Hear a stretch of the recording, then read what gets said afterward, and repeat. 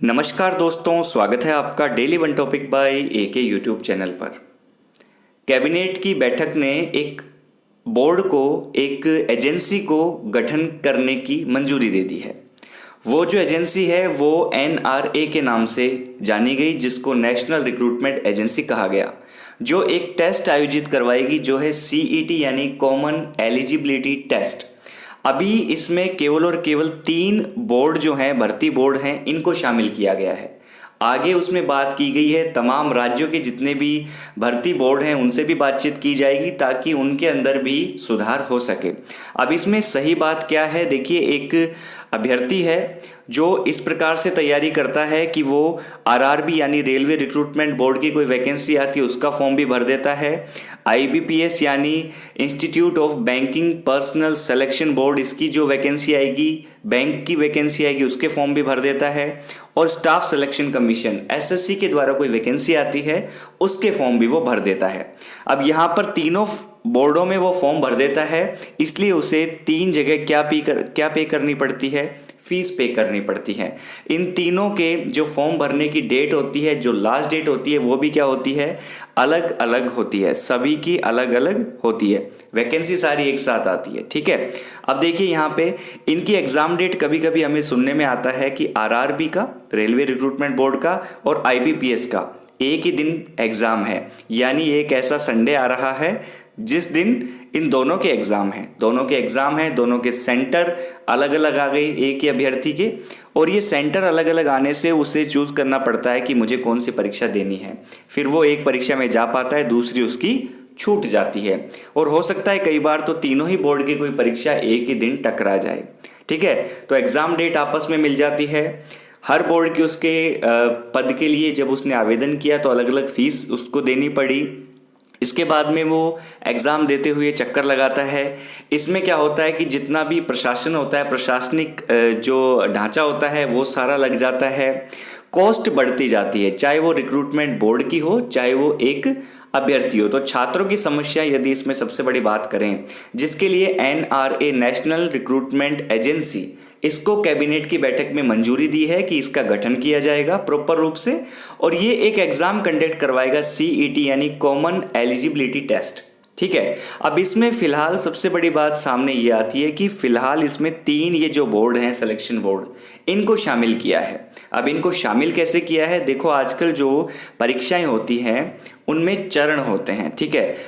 Pre, mains और interview, जो भी आप कह सकते हैं, 3 से 4 चरण उनके अंदर होते हैं। तो ये जो टेस्ट होगा ये पहले चरण के लिए होगा। किसके लिए होगा?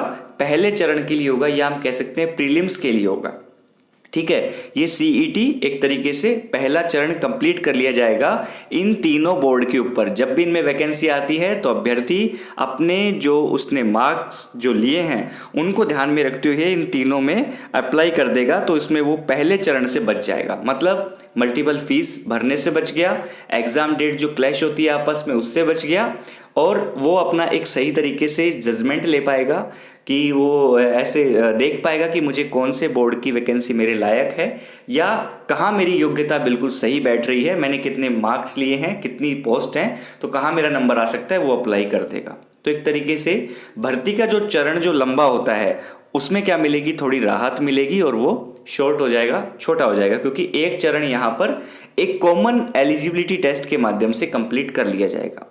ये जो सीईटी है इसकी वैधता जो रहेगी वो 3 साल रखी गई है। कितने साल रखी गई है? 3 साल। सवाल उठता है कितनी बार दे सकते हैं परीक्षा? तो दोस्तों, सीईटी एग्जाम साल में 2 बार आयोजित होगा, साल में 2 बार आयोजित होगा, और आप हर साल हर बार परीक्षा दे सकते हैं, ऐसी कोई लिमिट नहीं है। और जिसमें आपके हाईएस्ट मार्क्स आ जाएं उसको आप इन बोर्ड के माध्यम से, यदि वैकेंसी आती है और आप वहाँ पे योग्य हैं, तो वहाँ पर आप अपनी हाईएस्ट जो मार्क शीट है उसको काम में लेकर आप अप्लाई कर सकते हैं, ठीक है। तो छात्रों की समस्या की हमने बात करी कि भाई उसको बहुत जगह फीस भरनी पड़ती है, बहुत सारी डेट्स आती हैं, कन्फ्यूज़न हो जाता है, और ट्रांसपोर्टेशन लगता है, कॉस्ट बढ़ती जाती है, भर्ती लंबी होती जाती है। ऐसे ही जो ये रिक्रूटमेंट बोर्ड हैं इनकी भी कुछ समस्याएं हैं। अभी केवल 3 को इसमें शामिल किया गया है, ठीक है। तीनों जो ये रिक्रूटमेंट बोर्ड हैं ये परीक्षाओं के चरण पूरे करवाते हैं, तीनों के तीनों लगभग 3 चरण पूरे करवाते हैं। तो उसमें एग्ज़ाम सेंटर्स इनको देखने पड़ते हैं, ठीक है, जहाँ पे पेपर लिए जाएंगे। वहाँ पर इनके लिए एक सुरक्षा की बात होती है कि भाई किस हिसाब से हम पेपर करवा रहे हैं, ऑफलाइन ऑनलाइन, कैसे हमें सिक्योरिटी रखनी है, ठीक है। और एप्लीकेशन प्रोसेस के लिए भी इनको काफ़ी कुछ वेबसाइट्स का और सर्वर्स का ये काम लेना पड़ता है। तो जिस वजह से ये एजेंसी की भी कोई छोटी समस्या नहीं है कि वो कोई एक वैकेंसी जब निकालती है तो उसको बहुत सारा तामझाम करना पड़ता है। तो उसके लिए उनके लिए भी ये थोड़ी सरल सहज बात हो जाएगी, ठीक है। तो अब बात आती है यहाँ पर कि यहाँ पे जो पहला जो प्रीलिम्स जो होता है, प्री एग्ज़ाम जो होता है, वो यहाँ पर एक कॉमन एग्ज़ाम के माध्यम से इन तीनों बोर्डों के लिए ले लिया जाएगा। जब भी इनमें वैकेंसी आएगी तो छात्र इसमें अप्लाई कर देगा।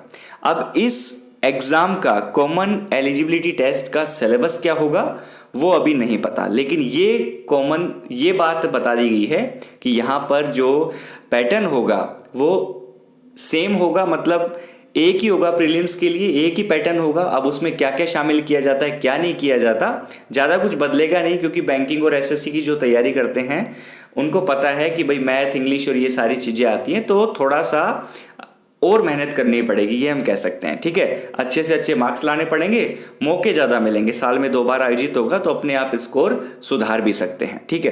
तो ये चीज़ क्लियर है कि यहाँ पर करिकुलम जो है, पाठ्यक्रम जो है वो सेम होगा।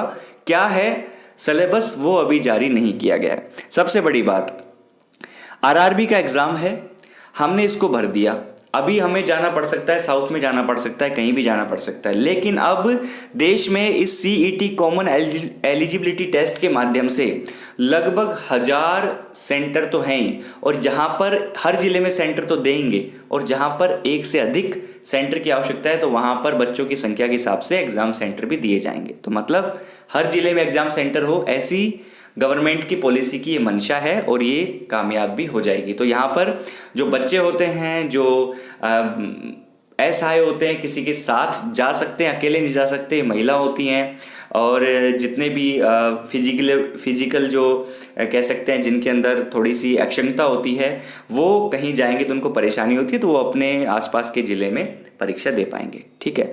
तो ये भी एक बहुत अच्छी बात है। अब यहाँ पर देखिए बचत क्या होगी। बचत ये होगी कि इंफ्रास्ट्रक्चर जो लगता है अलग अलग परीक्षाओं को आयोजित करवाने के लिए, वो यहाँ पे बचेगा, ठीक है।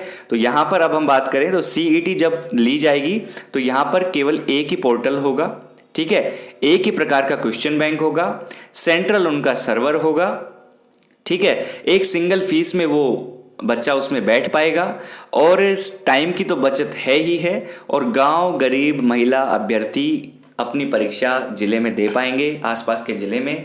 तो ये उनके लिए क्या हुआ, फ़ायदा हुआ। तो ये सारे पॉइंट बहुत इंपॉर्टेंट है, ठीक है, मतलब किसी परीक्षा के माध्यम से नहीं, ये हमारी सहूलियत के माध्यम से जो भी तैयारी कर पा रहे हैं उनके लिए, ठीक है। तो नेशनल रिक्रूटमेंट एजेंसी जो ये है, इसका गठन किया जाएगा। कैबिनेट की बैठक में इसे क्या दे दी गई, मंजूरी दे दी गई।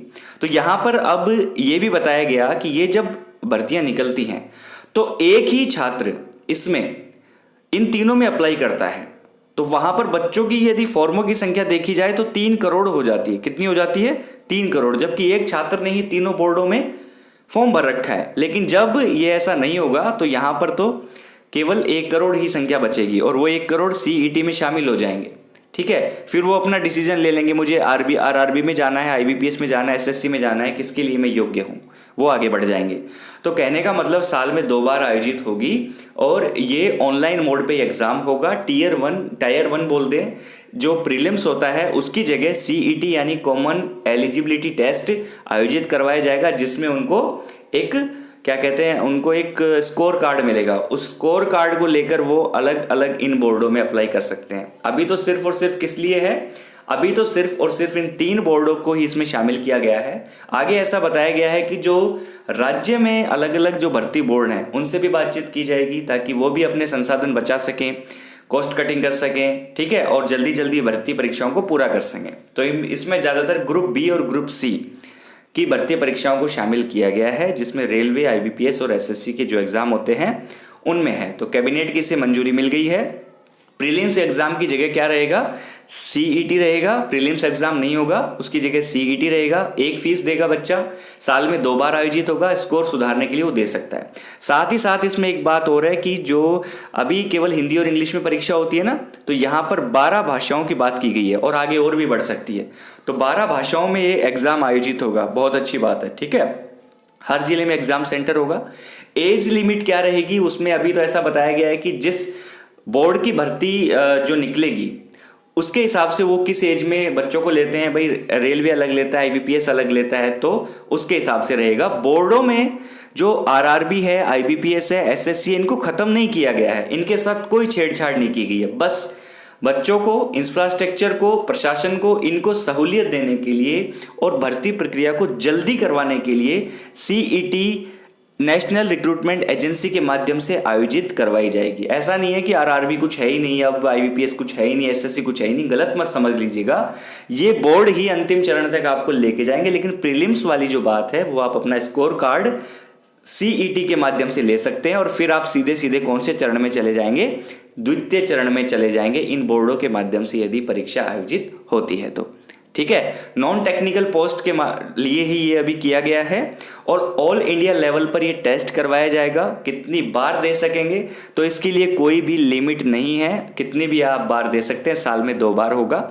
सिलेबस इसका सेम रहेगा सभी के लिए, ऑल इंडिया एग्जाम रहेगा ये, ठीक है। तो 10th 12th और ग्रेजुएशन लेवल की जो वैकेंसीज हैं उनके लिए ये बात यहाँ पे की गई है। तो जितनी भी छात्रों की समस्याएं हैं, बोर्डों की समस्या थी, रिक्रूटमेंट बोर्ड्स की, वो यहाँ पर काफ़ी हद तक हल हो जाएंगी। और जो लंबी प्रक्रिया में जो भर्ती प्रक्रिया लंबित रहती हैं उनको भी यहाँ पर क्या मिलेगा, बच्चों को जल्दी भर्ती प्रक्रिया पूरी होगी, बोर्ड को भी सहायता मिलेगी अपने काम को जल्दी फुर्ती से करने में, और बच्चों को भी जो उनके ऊपर आर्थिक भार पड़ता है, जो मानसिक परेशानी आती है, जो उनको इधर उधर भागना पड़ता है, उससे काफ़ी हद तक उनको आराम मिलेगा। तो बहुत अच्छा कदम है ये, कैबिनेट की से मंजूरी मिल गई है, जल्दी इस बोर्ड का गठन कर दिया जाएगा और गठन करने के बाद ये बोर्ड 2021 से लगभग ये इस प्रोसेस में जुट जाएगा। जो ये 3 बोर्ड हैं, रेलवे, एसएससी और क्या कह सकते हैं इसको, बैंकिंग, इनकी परीक्षाओं को तो ये करवाएगा, साथ में राज्य के बोर्डों से बात करेगा ताकि वो भी अपने इस लंबी भर्ती प्रक्रिया से गुजरने से बच सकें और एक कॉमन टेस्ट करवा सके, ताकि उसके स्कोर के माध्यम से जब भी वैकेंसी आए तो उसमें योग्य छात्र अपना फॉर्म अप्लाई कर सके और आगे के सिलेक्शन प्रोसेस में वो पार्टिसिपेट कर सके, ठीक है। तो ये एनआरए के बारे में था। यदि वीडियो नोट आपको अच्छा लगा है और ये कदम आपको अच्छा लगा है तो कमेंट जरूर करिएगा, और यदि इसमें कोई आपको ऐसा लगता है कि ये चीज़ सही नहीं हुई तो आप कमेंट जरूर करिएगा, जो कि अभी इसको लागू होने दीजिए। उसके बाद में कौन कौन से बोर्ड को इसमें समाहित करते हैं, कहाँ कहाँ पे सीईटी आयोजित करवाई जाती है, ये तो आगे समय बताएगा। फिलहाल मुझे ये बहुत सही कदम लग रहा है, ताकि जो एक पढ़ाई का एक जो क्या कहते हैं फ्लो बना रहेगा, चाहे सीईटी में अपने स्कोर सुधार के लिए ही बना रहे। तो दोस्तों वीडियो नोट को शेयर कर दीजिएगा, इन्फॉर्मेटिव था, और कैसा लगा कमेंट जरूर कीजिएगा। चैनल पर नए हैं तो सब्सक्राइब करके बेल आइकन प्रेस जरूर कर लें। वीडियो देखने के लिए बहुत बहुत धन्यवाद।